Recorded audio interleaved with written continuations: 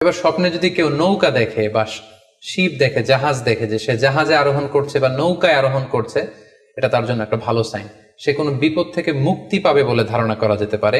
কারণ সূরা আনকাবুতের 15 নম্বর আয়াতে আল্লাহ বলছেন, ফাআনজাইনাহু ওয়া আসহাবাস সাফিনাতি ওয়া জাআলনাহা আয়াতাল লিল আলামিন।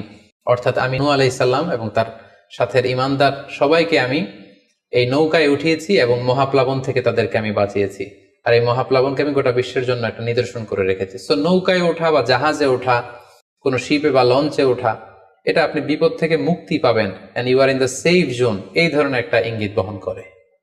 ইমাম মুহাম্মদ ইবনে সিরিনের কাছে এক লোক এসে বলল যে, ইমাম, রাআইতু কাআন্নী আহরুসু আরদান লা তুমবিত।